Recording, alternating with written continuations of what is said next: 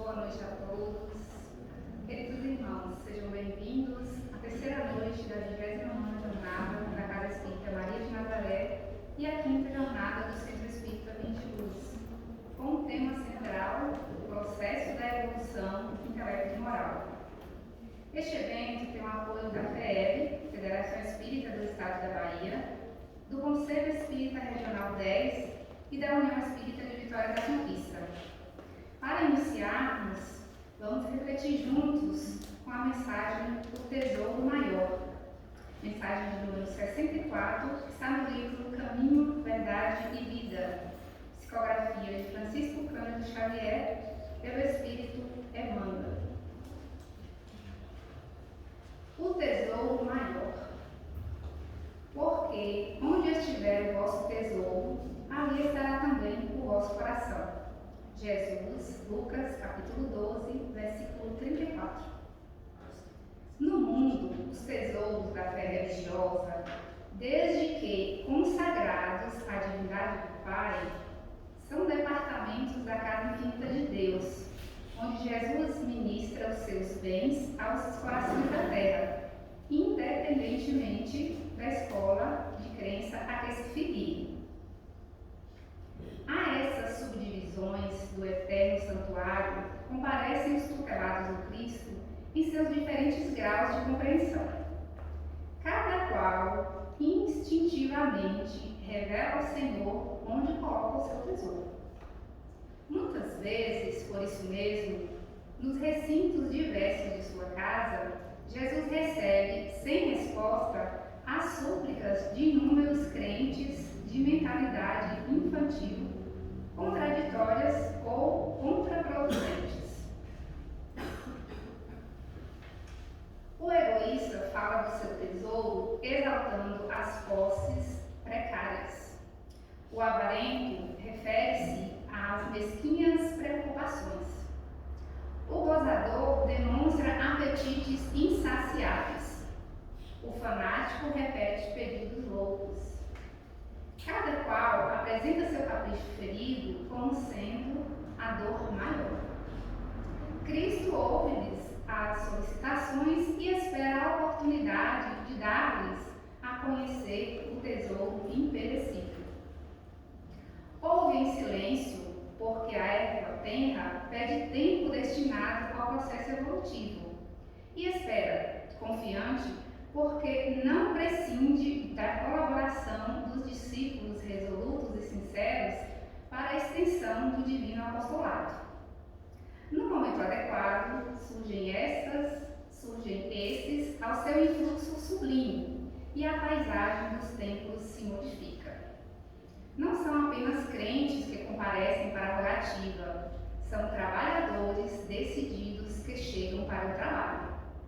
Cheios de coragens, dispostos a morrer para que outros alcancem a vida, exemplificam a renúncia e o desinteresse, revelam a vontade do Pai em si próprias e, com isso, ampliam no mundo a compreensão do tesouro maior, sintetizado na conquista da luz eterna e do amor universal, que já lhes enriquece o espírito engrandecido.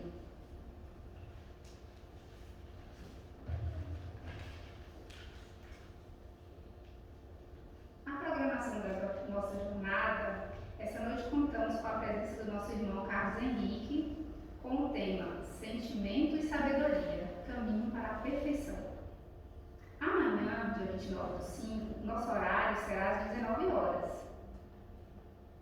Teremos a participação amanhã da irmã Rosângela Oliveira, com o tema Missão do Homem Inteligente na Terra. As atividades das nossas casas. Os irmãos poderão consultar as atividades das casas nas redes sociais. A Casa Maria de Nazaré, com o nome C. Emana, no Instagram e no Facebook, C. Maria de Nazaré. Do Centro Espírita Vinha de Luz, no Instagram e no Facebook, Casa Vinha de Luz. Para quem desejar a implantação do Evangelho no lar, é só procurar a Secretaria das Casas. Como esse é um momento especial, a gente gostaria de estar contemplando os amigos com for o sorteio de um livro.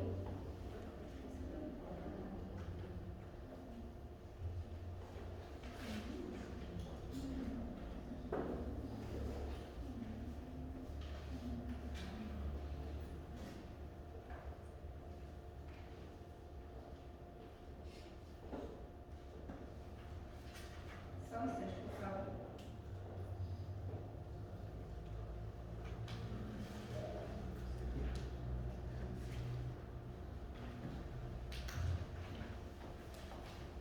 Antes da gente realizar o sorteio do livro, eu vou pedir a irmã Manu para fazer para a gente a prece inicial.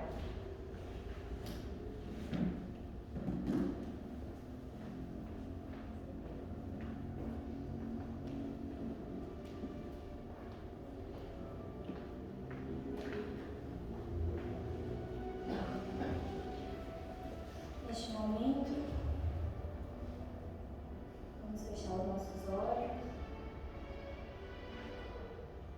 sintonizar com o alto e agradecer ao nosso amado Mestre Jesus, a nossa Mãe Maria, pela noite de hoje, que a espiritualidade amiga desta casa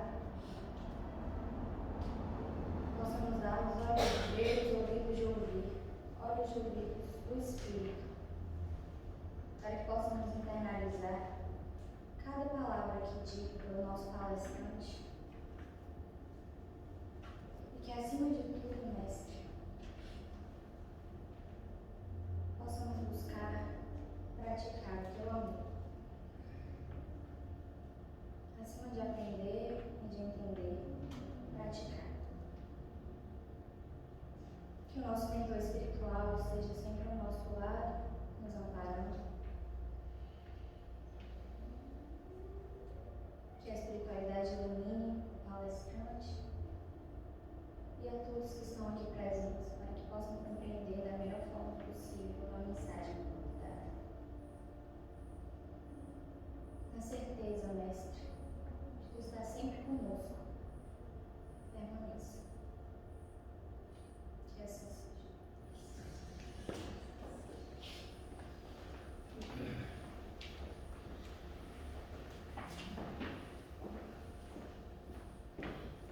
Pronto, agora vamos fazer o sorteio do livro. Quando vocês adentrarem na casa, vocês receberam uma marcador de página numerado.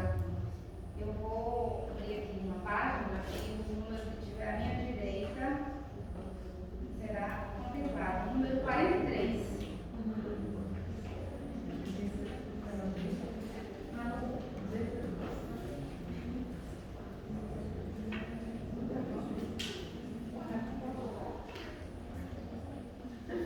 Tem uma boa leitura.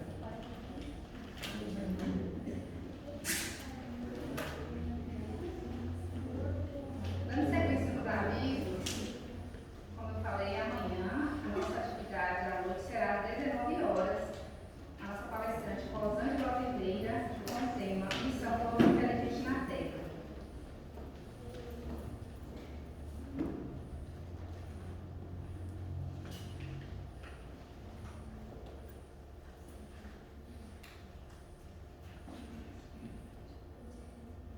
Encontra-se em funcionamento na Casa Maria de Nazaré a livraria. Caso vocês queiram, ao final podem dar uma olhada nos títulos. Em especial, gostaríamos de divulgar a pré-venda do lançamento do livro Infinito Amor, Reflexões Espíritas sobre o luto materno, de autoria do palestrante Arilson Ferraz. Arilson realiza esse trabalho com as mães enlutadas já há 10 anos. E quem tiver interesse, a pré-venda tem um desconto. O valor do livro é de R$40, pagando antecipado através do Pix, fica R$30. Toda a arrecadação com a venda desse livro será destinada para a construção da nova sede do Centro Francisco de Assis. Para que a gente possa harmonizar ainda mais, vamos agora ouvir uma vibração musical com o jovem João Carlos.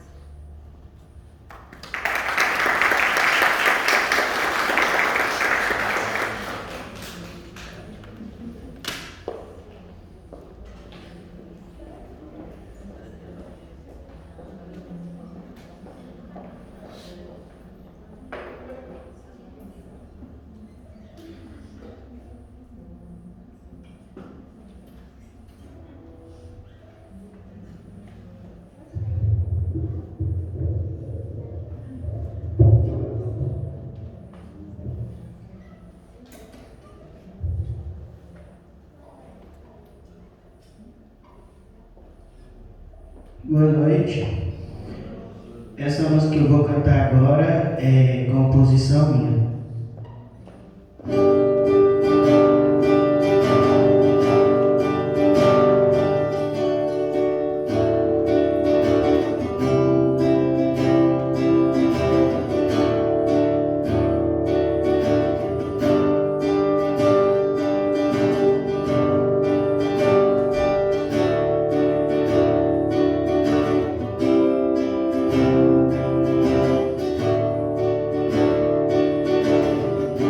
A vida é tão engraçada,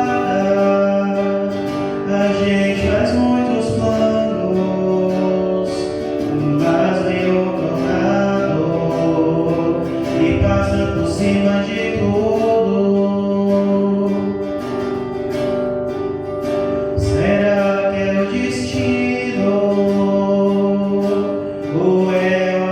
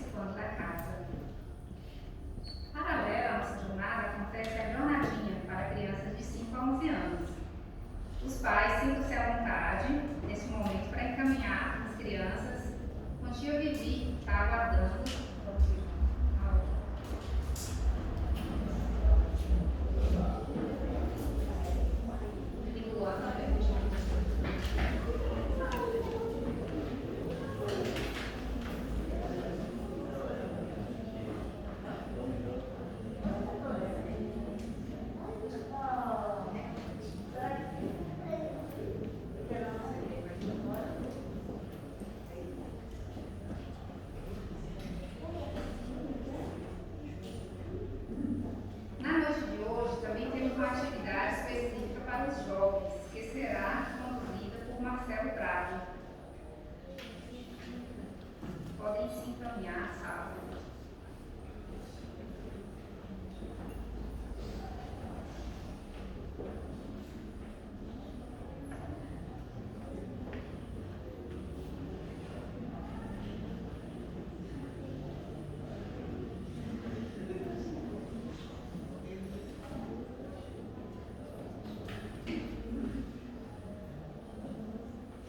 Carlos Henrique Almeida Pinto, de Vitória da Conquista, é policial militar, graduado em Direito e trabalhador do Centro Espírita Francisco de Assis, coordenador da área mediúnica do CR10 da PL, palestrante vinculado à União Espírita. Neste momento, com o tema Sentimento e Sabedoria, Caminho para a Perfeição, convidamos o irmão Carlos Henrique para a sua palestra com votos de muita paz.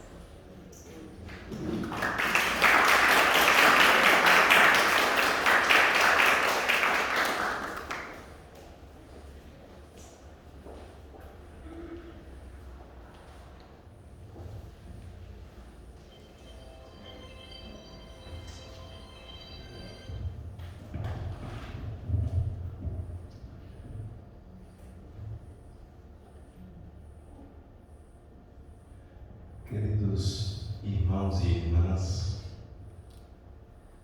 muito boa noite a todos.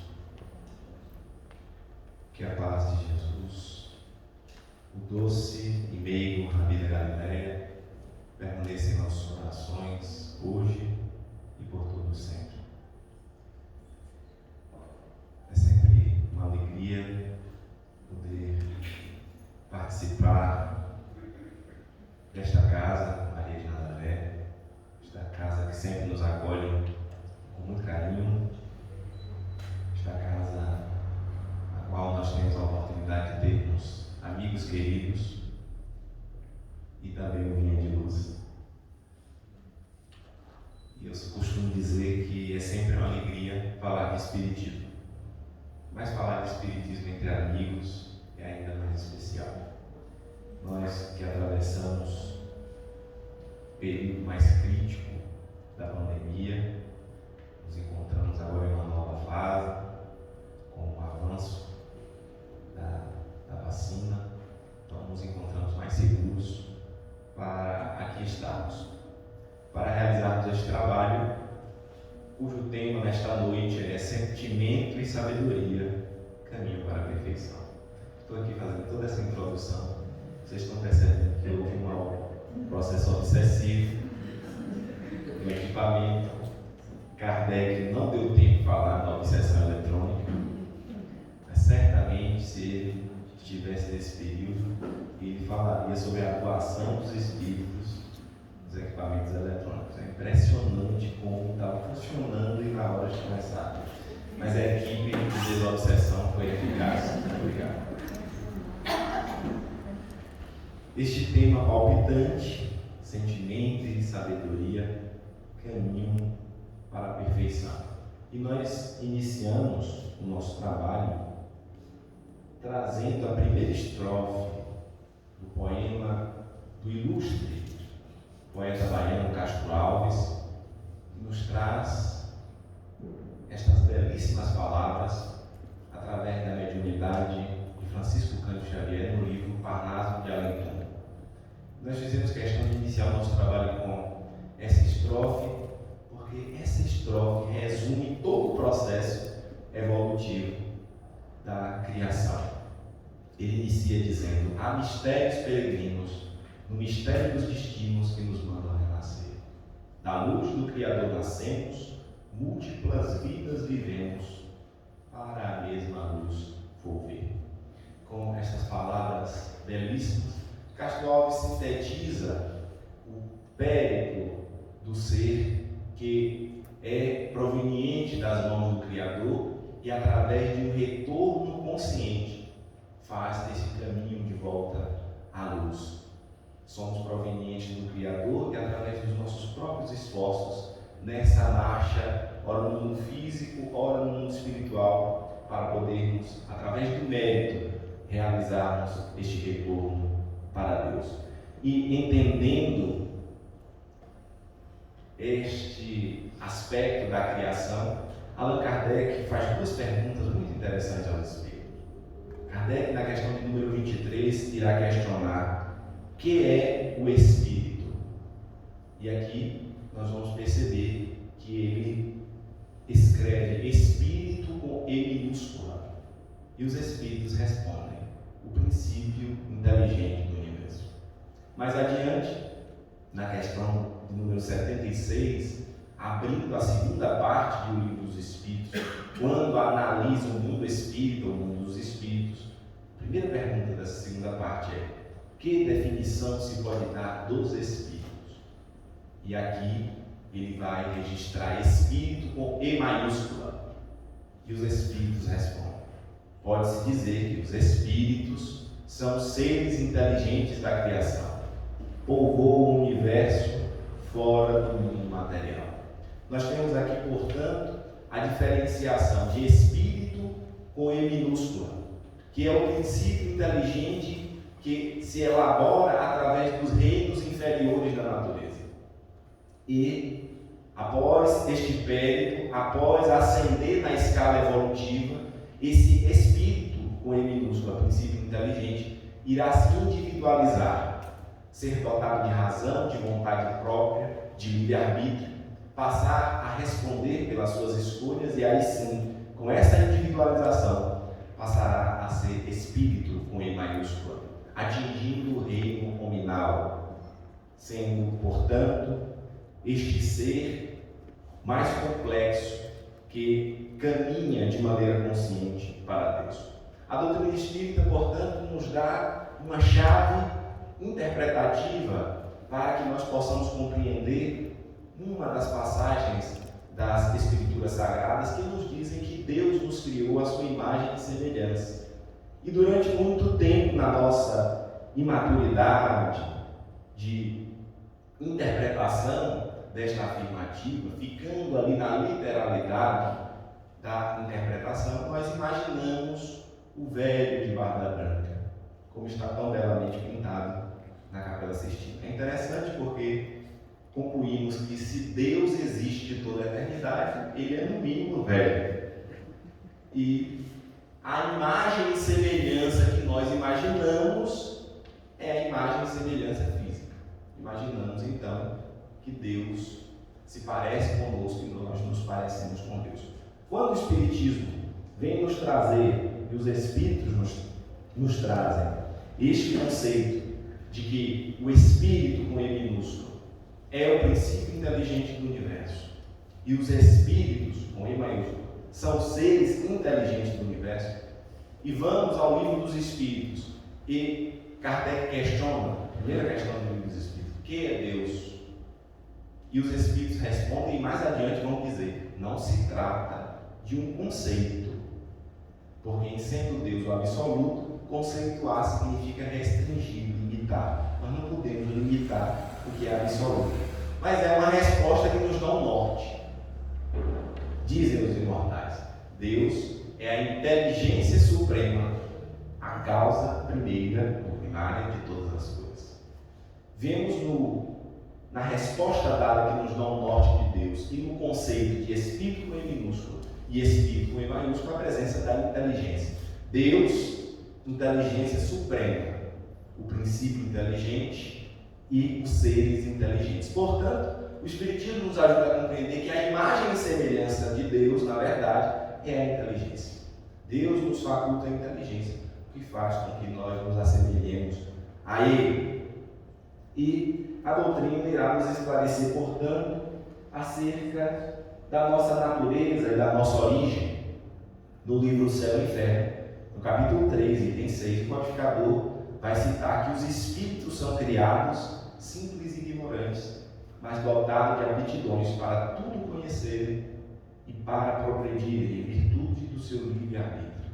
Pelo progresso, adquirem novos conhecimentos, novas faculdades, novas percepções. Então nós percebemos aqui, somos criados simples e ignorantes, mas dotados de aptidões para tudo conhecermos e para progredirmos em virtude do nosso livre-arbítrio. nós já vemos aqui a presença do desenvolvimento intelectual e da moralidade com o livre-arbítrio. Em Evolução em Dois Mundos, nós temos duas informações interessantíssimas. Uma em Evolução em Dois Mundos, de autoria espiritual de André Luiz, Psicografia de Chico, e outra no livro Libertação. Esses dois livros compõem a série A Vida do Mundo Espiritual do Espírito André Luiz. E em Evolução em Dois Mundos, André Luiz afirma que para alcançar a idade da razão, com o título de homem, dotado de raciocínio e discernimento, o ser automatizado em seus impulsos, no caminho para o reino angélico, despendeu nada menos que 1,5 bilhão de anos.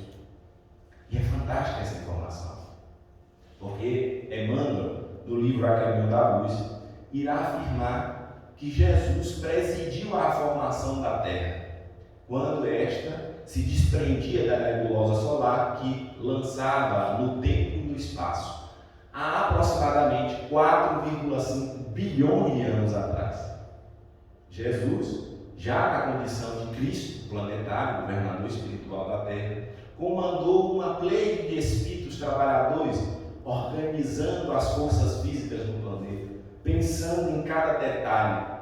E isso se deu há 4,5 bilhões e meio de anos atrás. O Cristo pacientemente, de maneira compassiva, espera por nós. Joana de Ângeles, no livro Luz nas Trevas, irá dizer que quando a Terra estava sendo lançada no tempo e no espaço, e Jesus trabalhava com esses espíritos, em dado momento, fascículos de luz foram vistos descendo do firmamento. Eram os espíritos que a habitariam. Nós chegávamos aqui na condição de germes, em uma condição que nos escapa às percepções, porque os espíritos são claros a nos dizer: nós desconhecemos, nós não temos a capacidade, falta-nos a faculdade de entendermos Deus e a origem das coisas. É por isso que eles nos advertem que seria muito mais interessante para nós investigarmos a nossa natureza, a nossa origem, para onde vamos, o porquê da vida, porque esses labirintos da origem das coisas e da natureza de Deus ainda nos escapam dado o nosso nível evolutivo. Mas a informação que tem é que chegávamos aqui na condição de germes e Jesus pacientemente espera por nós aproximadamente 3 bilhões de anos para que o princípio inteligente pudesse iniciar a sua jornada. E André Luiz vai dizer que este processo do princípio inteligente se elaborando nos diferentes reinos da natureza, passando pelo mineral, o vegetal, o reino animal e até chegar ao que ele denomina de idade da razão, este período dura aproximadamente 1,5 bilhão de anos. Então nós temos aqui, já no livro Libertação, a informação que o ministro Flácios, em um educandário próximo à costa da Terra, informa que esta idade da razão, ou seja, quando saímos da condição de espíritos com E minúscula para espíritos com E maiúscula, ou seja, dotado de razão, de vontade própria, nós adquirimos há aproximadamente 40 mil anos atrás. É interessante porque a evolução ela vai se tornando cada vez mais vertiginosa. 1,5 bilhão de anos e de repente um avanço significativo, porque adquirimos a condição de espírito com I maiúsculo, e é fantástico porque a informação doutrinária coaduna-se com as pesquisas em torno da biologia, quando do surgimento do Homo sapiens, que data justamente de aproximadamente 40 mil anos, quando, através deste processo gradual, chegamos à condição de espíritos com E maiúsculo. É por isso que Leon Denis, num clássico livro da literatura espírita, grande pensador, Leon Denis, vai dizer no livro Problema do Ser e do Destino da Dor: na planta a inteligência dormita, no animal sonha, só o homem acorda, conhece-se, possui-se e torna consciente. É importante frisar que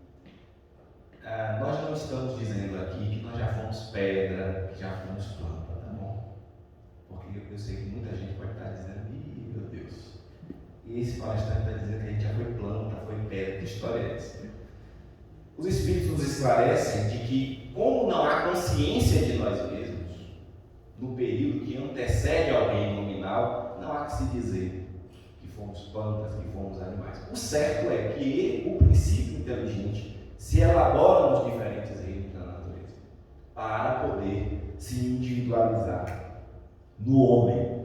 E este encadeamento harmônico nós ainda estamos longe de podermos compreender.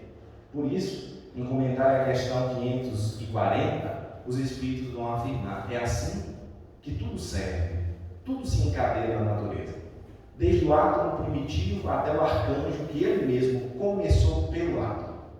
Admirável lei de harmonia, da qual vosso espírito limitado não pode ainda entender o conjunto.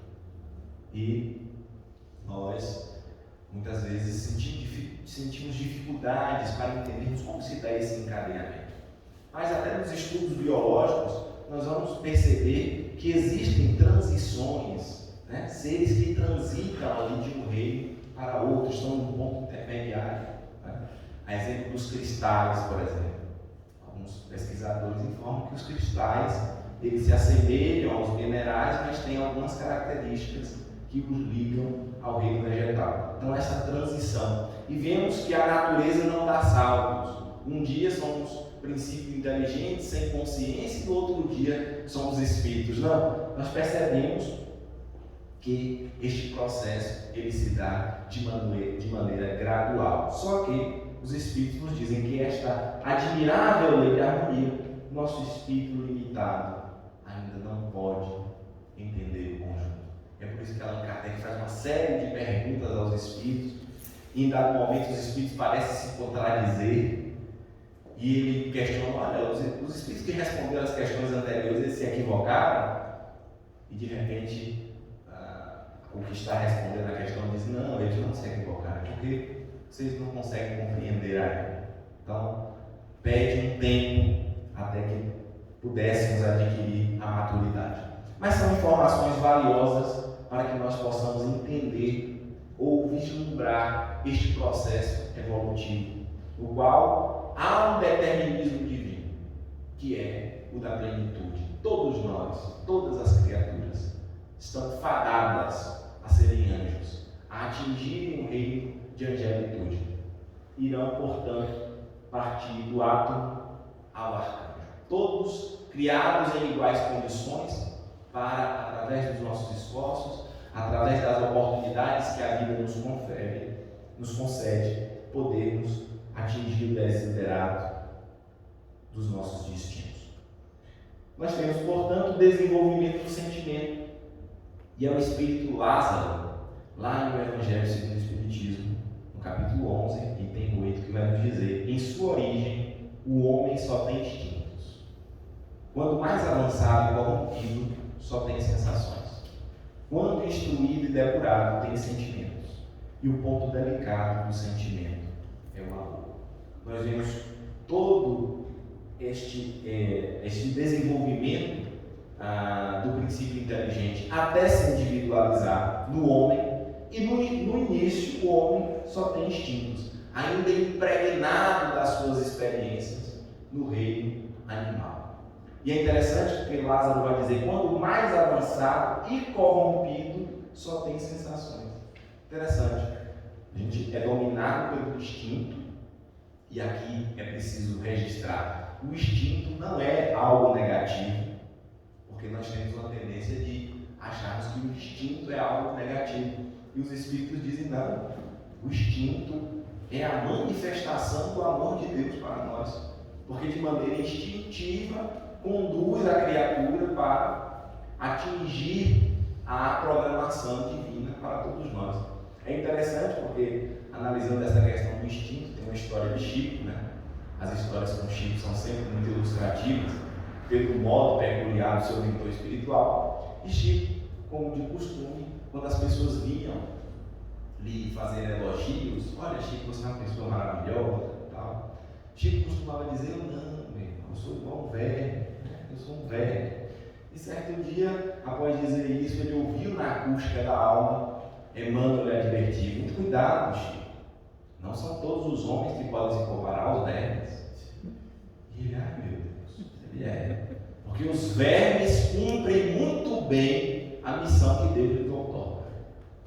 Então, na renovação do solo, na decomposição, a matéria orgânica.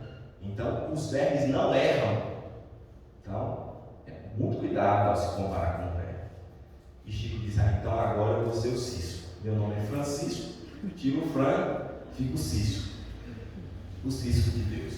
Então, o instinto cumpre esta missão que Deus destina a todas as criaturas. É um germe que nos conduz para atingirmos os nossos objetivos. É por isso que no início temos instintos, mas quando mais avançados e corrompidos nós temos sensações. E nós percebemos que com as sensações nós nos corrompemos. Porque as sensações são más? Também não. Mas o exagero das sensações, porque a gente percebe que é bom, né? Algumas sensações, né? O que nos causa as paixões. Então nós nos apegamos a essas sensações e nós partimos para o excesso. Então nós nos corrompemos. E ele afirma que quando instruído e depurado, ou seja, faz parte do nosso processo, este processo de depuração tem sentimentos. E o ápice, o ponto delicado do sentimento é o amor. E é por isso que os Espíritos vão nos esclarecer da necessidade do domínio das paixões. Kardec, na questão 908, irá questionar como se poderá determinar o limite em que as paixões deixam de ser boas para se tornarem más. E os Espíritos respondem: as paixões são como um corcel, um cavalo selvagem, que só tem utilidade quando governado e se torna perigoso desde que passe a governar. Então, neste período inicial, quando nos entregamos às sensações, muitas vezes essas paixões é que nos governam. E nós percebemos quando os vícios nos dominam. Então, nós ainda nos encontramos mergulhados, a humanidade no geral, nesta fase. E é interessante voltar a dizer que estas frases, elas vão se identificar, tá? Elas vão se interconectar. Nós não superamos, agora eu deixei o instinto lá, estou na fase de sensações. Não, elas se interconectam. E daí a necessidade do esforço para que a gente aprenda a domar as nossas más inclinações. É interessante que Allan Kardec vai nos advertir quando nos fala dos caracteres do verdadeiro espírita. Ele diz: reconhece-se o verdadeiro espírita reconhece o verdadeiro espírito pela sua transformação moral e pelos esforços que faz para domar as suas más inclinações. É interessante, porque ele não utiliza outro verbo. Ele não diz vencer as más inclinações, lutar contra as más inclinações. Ele diz domar. E isso é uma informação valiosa, porque muitas vezes, quando neste trabalho de autoconhecimento, que é o Evangelho de Jesus, que é a mensagem de Jesus nos faz o convite, quando nos deparamos com os nossos instintos, com os nossos apegos a certas práticas, com os nossos impulsos, nós muitas vezes queremos negar, nós queremos lutar contra, nós queremos sabotar, e é um equívoco. O trabalho precisa ser de canalização, porque na essência este impulso tem uma finalidade. Dizem os Espíritos que estas paixões, essas sensações, têm como finalidade nos impulsionar para o trabalho, multiplicando as nossas forças. Então é o combustível que nos move. O desafio é justamente canalizar, domar estes impulsos selvagens, muitas vezes, para direcionados, portanto, a um fim útil. Eis o trabalho de todos nós, e que, diga-se de passagem, há séculos e séculos, certamente nós negligenciamos, porque a sedução que a matéria, que as paixões nos exercem sobre nós muitas vezes abandonamos este caminho do autoesforço, da autoiluminação, que é o que Jesus, há mais de 2000 anos, vem nos convidando. E aqui, na questão 909, os Espíritos nos falam da necessidade do esforço. E aqui uma resposta que nos chama a atenção. Kardec questiona: poderia sempre o homem, pelos seus esforços, vencer as suas más inclinações? E os Espíritos respondem: sim, e frequentemente fazendo esforços muito insignificantes. O que lhe falta é a vontade. Quão poucos dentre vós fazem esforços? E aqui nós constatamos uma dificuldade comum a todos nós, no atual estágio evolutivo que nos encontramos, que é a dificuldade de modificar os hábitos. Nós temos uma tendência natural de repetirmos hábitos. E a literatura espírita nos ajuda a compreender que muitas vezes, ao longo das reencarnações, na esteira das reencarnações, nós estamos a repetir hábitos. Eu sempre costumo dizer, de vez em quando chega nas nossas casas espíritas, pessoas dizendo: olha, será que tem um médium bom aqui? Um médium forte, alguns dizem, né? Tem um médium forte aqui, que eu queria saber o que eu fiz nas minhas últimas reencarnações. E esse tema muitas vezes suscita curiosidade, né? Agora, trabalhando com a juventude lá do Francisco, a gente sugeriu aos jovens, né? Disponibilizou uma caixinha de sugestões para os temas, né? Que eles gostariam de ser trabalhados. E vários solicitaram isso: saber de vidas passadas, né? Terapia de vidas passadas, e acabam misturando aí até com ramos da psicologia que nem o espiritismo nem alcança. Então, algumas pessoas chegam com essa curiosidade: será o que eu fiz? Né? E a gente costuma dizer: olha, não precisa ter médium forte, médium bom. Se nós quisermos saber o que fizemos no passado, e não precisa ser na última só não, 2, 3, 4 reencarnações, é só observarmos as nossas tendências hoje. E para alcançarmos o passado é só piorar um pouco. Seremos nós. Então, somos nós, porque muitas vezes nós temos essa dificuldade: quando eu era. Não, você era você. Pode ter tido uma outra aparência, vindo em um outro sexo, em um outro contexto social, em outro país, mas você, com as suas tendências, com os seus pensamentos, com os seus sentimentos, com os seus hábitos, somos nós. Nós sempre indicamos um livro que ilustra muito bem isso, que é Eustáquio, 15 séculos de uma trajetória, da editora Clarim, autor espiritual Caio Barjuta. E o autor espiritual nos traz o enredo de um espírito em 17 reencarnações no período de 1500 anos. E a gente vê este desenrolar do seu processo evolutivo, o espírito reincidir nos mesmos equívocos e só ter uma melhora sensível a 5, 6 reencarnações lá adiante. Quando essas plataformas de streaming descobrirem a literatura espírita, essas séries que tem hoje se tornaram fichinha. Esse livro, por exemplo, está numa série fantástica. Vai dando uma agonia. Na primeira experiência dele, ele é um general de exército, muito prepotente, e no campo de batalha ele fere de morte um inimigo, e o indivíduo lá caído, ele começa a dizer algumas palavras para humilhar aquele que já naturalmente iria falecer. E o indivíduo, diante daquelas palavras, recobrando as forças, fere com um golpe mortal, e ele também desencarna.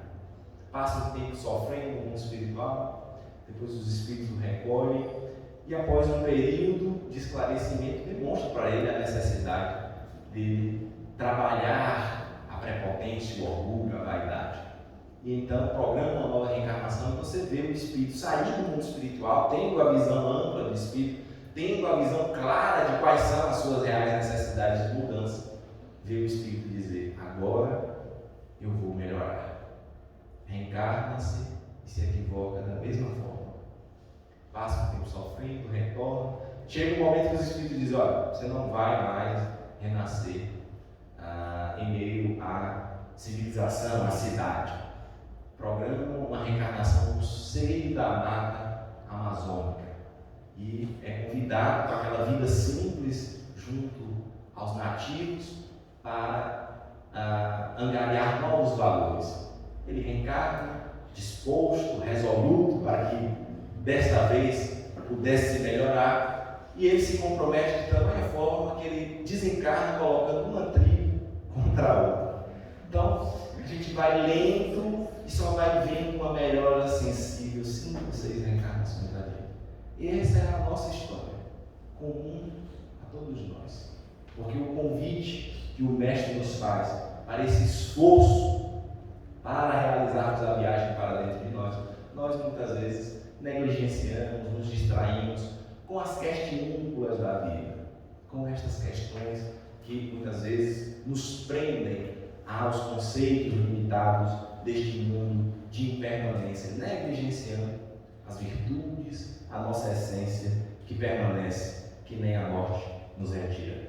É por isso que o amor resume toda a doutrina de Jesus, como vai nos dizer Lázaro. O amor resume a doutrina de Jesus inteira, visto que este é o sentimento por excelência, e os sentimentos são os instintos elevados à altura do progresso feito. Veja que os instintos são o germe dos sentimentos. E muitas vezes neste caminho do instinto para o amor a gente se perde.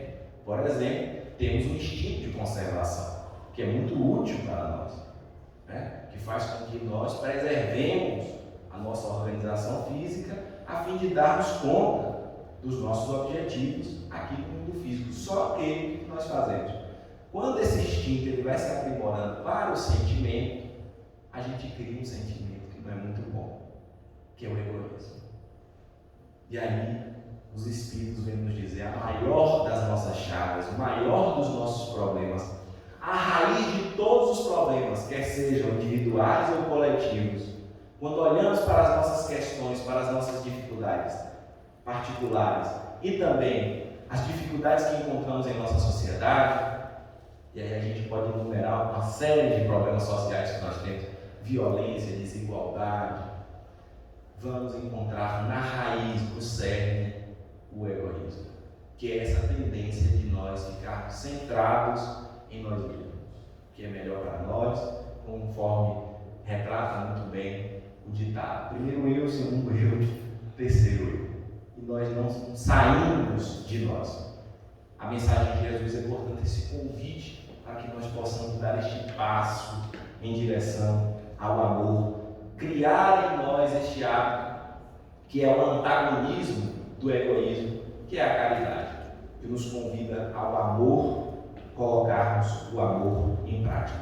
Leon Denis, novamente no livro Problema do Ser Distinguidor, vai dizer: o amor é uma força inexaurível, renova-se sem cessar e enriquece ao mesmo tempo aquele que dá e aquele que recebe. É pelo amor, som das almas, que Deus mais eficazmente atua no mundo. Por ele atrai para si todos os pobres seres retardados nos antros da paixão, os espíritos cativos na matéria, eleva-os, arrasta-os na espiral da ascensão infinita para os esplendores da luz e da liberdade. E é por isso que João, o discípulo amado e também aquele que mais compreendeu o amor de Jesus, ele vai iniciar o seu evangelho dizendo: Deus é amor. E esta lei de amor sintetiza a lei que move a todos os seres da criação em todo o universo. Portanto, aprender a amar é um caminho que nós precisamos trilhar, desenvolver, sair do campo dos instintos, das sensações, dos sentimentos, aprimorando-nos para chegar ao seu ápice, que é o amor. E tudo isso depende do esforço. Percebamos que a lei de amor já se encontrava em nosso meio desde os princípios deste trabalho de revelação da lei divina em nós. Encontramos na lei mosaica, na Torá, a recomendação. Em Deuteronômio 6:5, amarás o Senhor teu Deus de todo o teu coração, de toda a tua alma, com toda a tua força.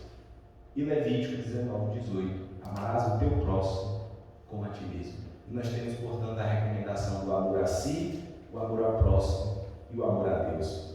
E é interessante porque nesse amor a Deus existe um símbolo: amar a Deus de todo o coração. Os judeus compreendiam que existia uma gradação deste amor a Deus. Era preciso primeiro amar a Deus de todo o coração, depois de toda a alma e depois com toda a força. E coração aqui traz um símbolo interessante para nós, porque naquela época o coração simbolizava a sede do sentimento, como é até hoje para nós, mas também da inteligência. Nós não sabíamos que nós pensávamos pelo cérebro, na época de Jesus, por exemplo. Então, as conquistas, o conhecimento em torno do cérebro são muito recentes, aproximadamente dos anos 90. Então, naquela época, acreditava-se que o coração era a sede do sentimento, mas também da inteligência. Então, quando na lei encontramos a recomendação amar a Deus de todo o coração, é uma recomendação para que nós colocássemos todos os nossos ideais e todos os nossos sentimentos a serviço de Deus. E é por isso que na parábola do bom samaritano, que a ilustração nos relembra, quando o doutor da lei, ao abordar Jesus, faz uma pergunta: o que é preciso fazer para herdar a vida eterna? Esta pergunta é o mesmo que dizer o que é preciso fazer para alcançar a perfeição. E Jesus, então, como um grande mestre, não lhe dá uma resposta pronta. Ele contra-interroga com mais duas perguntas: o que está escrito na lei, como tu lês? E ele, exatamente demonstrando alta capacidade intelectual, cita Deuteronômio e Levítico: o amor a Deus de todo o coração, com toda a alma, com toda a força, e ao próximo como a ti mesmo, Levítico 19:18. Jesus disse: faze isso e viverás. Respondeste corretamente: faze isso e viverás. Mas ele, como doutor da lei, pertencendo ao povo hebreu, que conforme diz Emmanuel no livro A Caminho da Luz, que tinha uma grande convicção na existência do Deus único, mas que também possuía um orgulho exclusivista, que acreditavam que o próximo que deveria ser amado eram somente os filhos da casa de Israel. Ele contra-interroga Jesus: quem é o meu próximo? Sabendo da doutrina de Jesus, porque Jesus falava do Pai Nosso, e o Pai Nosso pressupõe que todos nós somos irmãos. Para o doutor da lei, admitir que um samaritano, por exemplo, era irmão, era algo inconcebível. E ele então faz essa pergunta capciosa para Jesus, e Jesus inicia a parábola do bom samaritano. E quando ele está descrevendo a ação do bom samaritano, ele diz que um samaritano que viajava, vendo o homem caído, aproximou-se e foi movido de íntima compaixão. E aqui nós percebemos que o samaritano, na parábola de Jesus, atinge o primeiro nível de amor a Deus. Quando ele vê o homem caído, ele precisa decidir com a mente, com a inteligência: eu paro, não paro, prossigo minha viagem, não prossigo. E depois o texto que Jesus nos traz relata que ele foi movido, algumas traduções dizem, moveu-se de íntima compaixão. Não é qualquer compaixão, moveu-se de íntima compaixão, ou seja, canalizou o sentimento divino. Ele cumpre o primeiro mandamento da lei, que aquele doutor da lei não ousava questionar, porque o segundo mandamento, que é o amor ao próximo, era motivo de inúmeros debates nas sinagogas, mas o amor a Deus, nenhum doutor da lei ousaria questionar. A parábola que Jesus conta, portanto, fala das ações do samaritano que cumpre estágio por estágio. Primeiro ele ama a Deus de todo o coração, depois ama a Deus com toda a alma e com toda a força. Eu vou me ater ao coração, que é justamente utilizar a inteligência e os sentimentos a serviço de Deus. E Jesus deixa um grande ensinamento nesta parábola para aquele doutor da lei e para todos nós até hoje, porque sabemos que Jesus é o Senhor dos Espíritos e nunca falou a personalidade, sempre falou ao Espírito imortal. Portanto, aquelas palavras que ecoaram nos dias gloriosos da Galileia, longínqua, reverberam em nossas almas hoje, no mundo pandêmico, em meio a agressões e guerras. Nós percebemos que ele deixa uma grande lição de que é impossível amar a Deus sem servir ao próximo. E é por isso que Allan Kardec interpretando esta parábola, vai inserir a parábola no capítulo 15 do Evangelho segundo o Espiritismo, cujo título é Fora da Caridade não há salvação.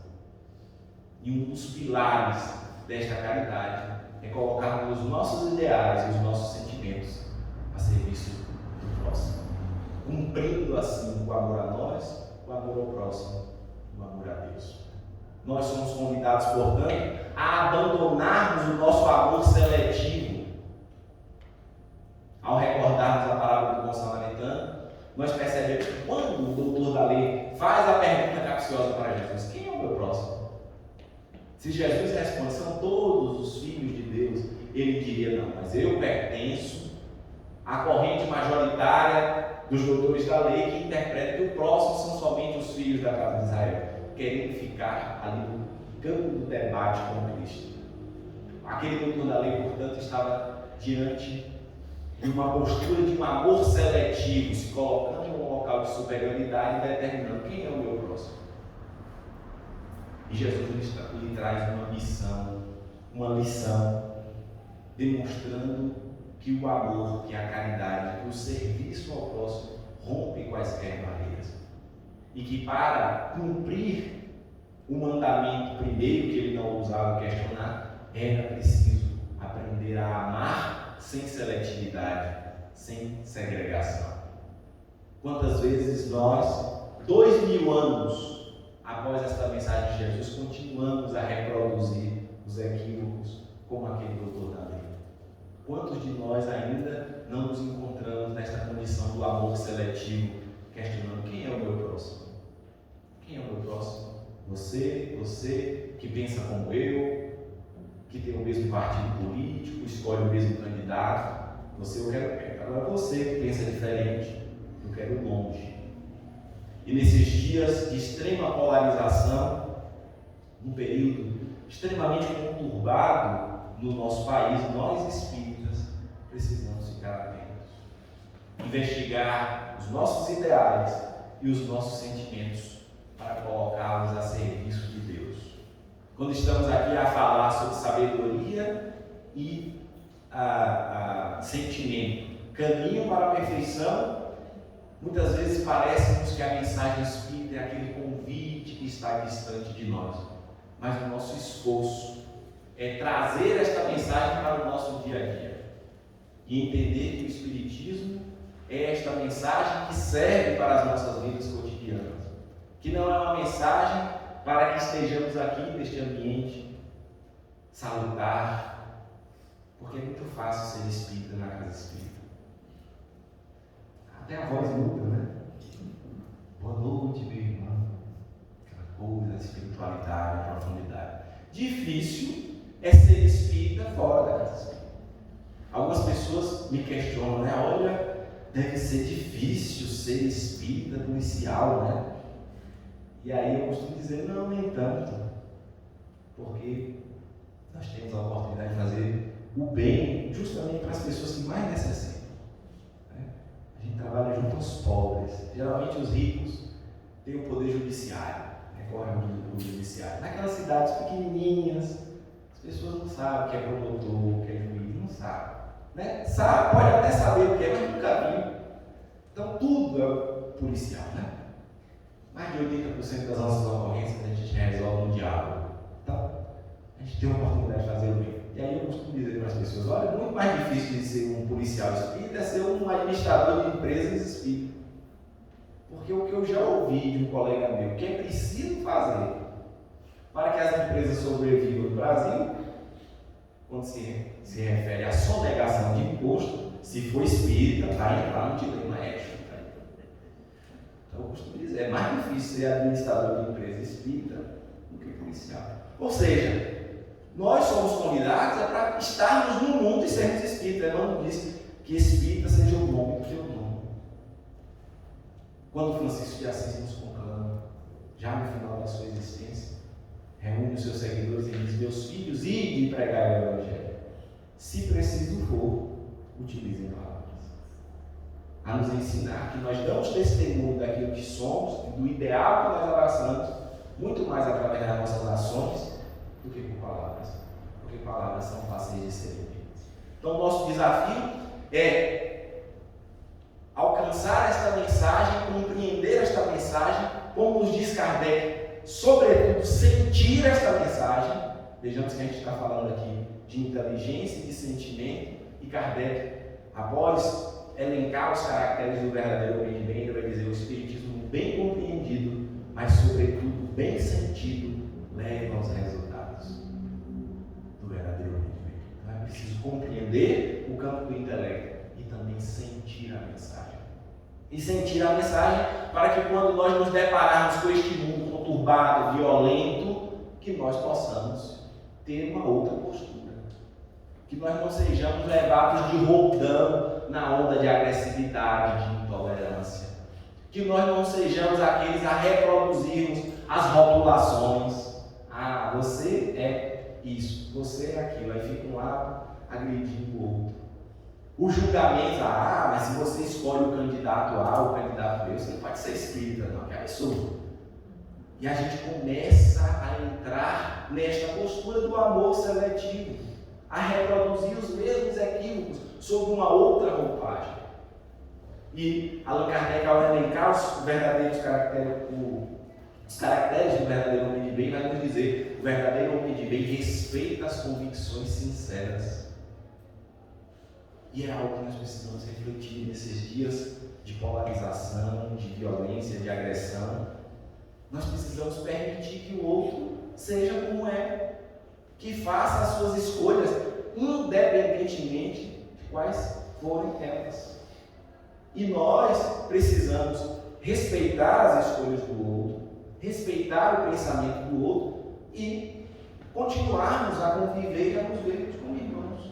Não significa conviver com o outro. Eu não preciso aceitar as ideias do outro, mas preciso respeitar, permitir que o outro seja como consegue ser e exigir de mim, sim, que seja aquilo que devo ser. Mas muitas vezes a gente quer que o outro pense como nós. E a gente rotula, e a gente julga, e a gente parte novamente, repetindo um equívoco lá dos dias da Galileia, que é o apedrejamento. Aí vão dizer: não, mas o apedrejamento acabou, não acabou nada. E talvez hoje ainda seja mais cruel, né? Nas praças públicas das redes sociais. Cancelamento e coisas e coisas. Né? As armas que nós utilizamos, que não necessariamente são armas de fogo, precisamos estar atentos. Permitamos que o outro seja como é e nos vejamos como irmãos. É por isso que o Espírito de verdade vai nos dizer: felizes os que tenham calado os seus ciúmes e as suas dissensões, para que daí não venha prejuízo para a outra. Jesus nos recomenda: quando chegar na casa de alguém, diga que a paz esteja em sua casa. E na nossa imaturidade a gente achou que seria quando fôssemos fazer uma visita, né, à casa de alguém, e chegássemos lá e simplesmente disséssemos que a paz esteja em sua casa. E a doutrina espírita veio nos esclarecer: se fosse essa recomendação seria muito fácil, né? Era só dizer a paz esteja em tua casa, está tudo certo. Mas na verdade, Emmanuel e André Luiz vão nos falar da casa mental, que é a faixa de compreensão, a leitura de mundo que cada um faz. Quando Jesus diz: quando chegar na casa de alguém que diga a paz esteja em tua casa, ele está dizendo: deixe o outro em paz.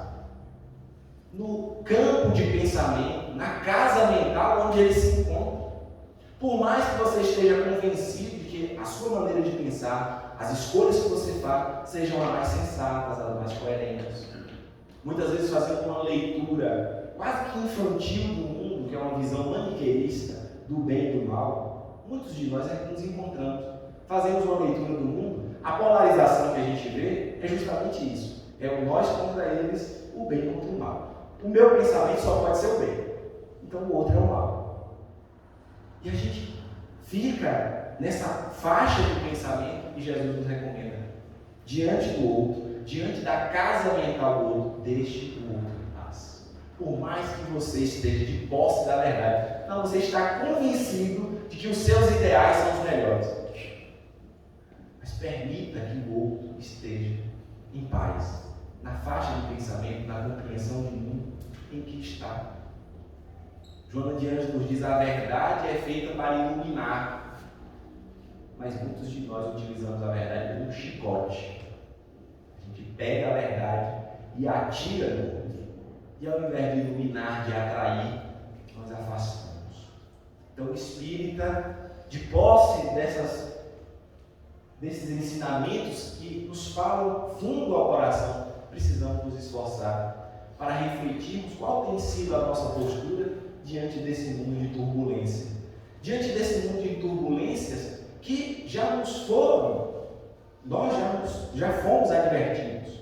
Nós não estamos sendo colhidos de surpresa. Esses dias nos foram anunciados, desde o sermão profético por Jesus, reafirmado pelos Espíritos no século XIX, os dias da grande transição planetária, no qual Allan Kardec nos diz: já não são as entranhas do planeta que se agitam, mas as da humanidade. Estamos nesses dias da grande ebulição e somos convidados a aprender a amar a Deus de todo o coração, cumprindo o primeiro estágio do amor a Deus: colocar os nossos ideais, nossa sabedoria e os nossos sentimentos a serviço do próximo, a caridade genuína. E é por isso que no Sermão da Montanha, lá no Evangelho de Mateus, no capítulo 5, quando Jesus vai elencar as bem-aventuranças, e a gente compreende que ali se encontra estágios de ascensão espiritual, que começa com a humildade e termina com bem-aventurados puros de coração. E ele nos diz: porque verão a Deus. Quando nós aprimorarmos os nossos sentimentos e os nossos ideais, nós conseguiríamos ver a Deus, de posse da verdade e de posse do amor genuíno, como Jesus, ao ponto de dizermos: eu e o Pai somos um, como nos diz Jesus. A refletir pelo pensamento e pelo sentimento, o pensamento superior e o sentimento sublime de Deus. É por isso que Jesus, já no final do seu messianato, vai nos recomendar: um novo mandamento vos deixo, que vos ameis uns aos outros como eu vos tenho amado. E este é o amor que todos nós somos convidados a vivenciar, que é o amor que ama sem esperar nada em troca. É o amor que, para além de dar coisas, doa-se. E esse é o sublime da palavra caridade, porque muitas vezes, quando a gente fala em caridade, a gente restringe caridade a dar coisas. E a gente pensa no alimento, no agasalho, e isso também é caridade, mas não se restringe a ela. A caridade sublime, o amor sublime é aquele que se doa por inteiro e não espera nada em troca. É o amor incondicional. E no mesmo Sermão da Montanha, Jesus vai dizer: sede, pois, perfeitos, como perfeito é vosso Pai Celestial. Nos conclamando, portanto, a desenvolvermos essa essência divina em nós, para podermos alcançar a perfeição. E o próprio Jesus, que é o Espírito de verdade, já no advento do Consolador, irá nos dizer, no capítulo 6 do Evangelho segundo o Espiritismo, item 15: Espíritas, amai-vos. Este o primeiro ensinamento. Instruí-vos. Este o segundo. Vejamos o amor e a instrução, o sentimento e a sabedoria que nos conduzirão a Deus. É Jesus de volta aos nossos corações, nos conclamando para que possamos trilhar o caminho ascensional que conduz a Deus. E nós nos questionamos: que caminho é esse? O caminho para dentro de nós mesmos. Não por acaso os espíritas vão encerrar a terceira parte, as leis morais, dizendo, quando Kardec questiona na 919, qual o meio prático mais eficaz que tem o homem de se melhorar nessa vida e de resistir à atração do mal? Os espíritos respondem: o sábio da antiguidade nos diz: conhece-te a ti mesmo. Vejamos, melhorar-se nessa vida e resistir à atração do mal. Olha as tentações, os instintos, as sensações, aquilo que você quer fazer, mas sabe que não vai fazer. E é por isso que ele nos recomenda o orai e vigiai, para não cairdes em novas tentações. Somos convidados, portanto, a fazer esta viagem para dentro de nós mesmos, para poder trilhar os caminhos da evolução. E Castro Alves, na última estrofe do poema, vai dizer: uma excelsa voz ressoa, no universo inteiro ecoa, para a frente caminhar.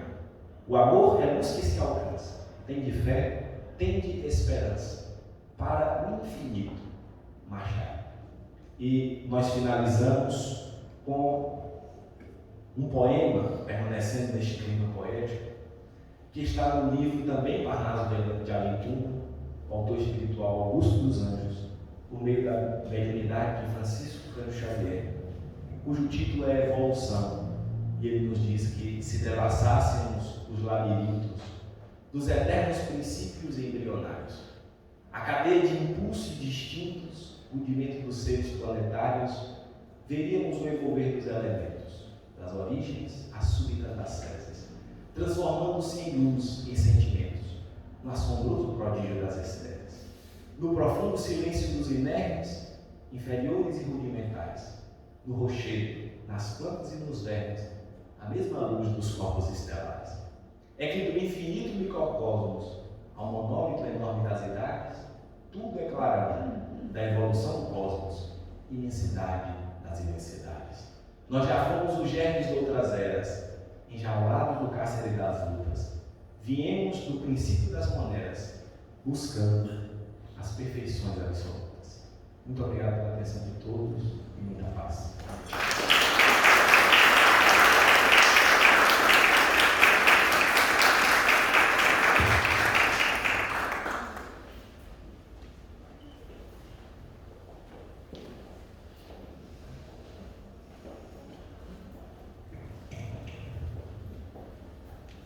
Agradecemos ao amigo Carlos pelas sábias palavras. Com certeza retornaremos aos nossos lares com muitas reflexões, né, que vão reverberar em nós, nos auxiliando aí no entendimento.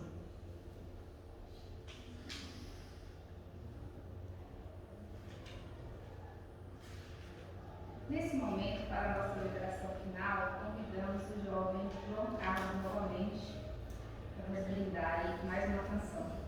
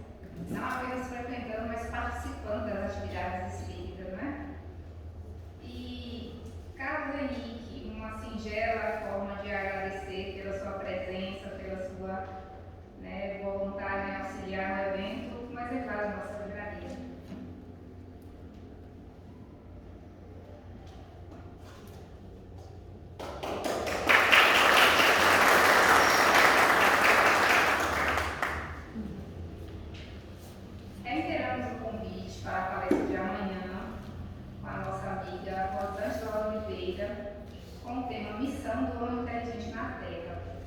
Lembrando que nosso horário amanhã é mais cedo, às 19 horas. Queridos irmãos, agradecemos mais uma vez pela presença de vocês nesse ambiente, que vocês possam retornar aos lares, né, com essas boas energias, essas boas vibrações, os nossos mais sinceros desejos de paz. Contamos com a presença de vocês amanhã. Muito obrigada.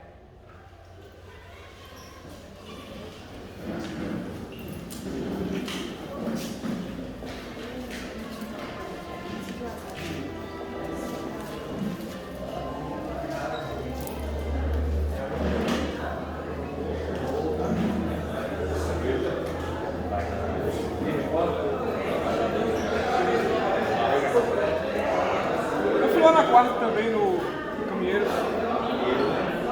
Eu participo aqui no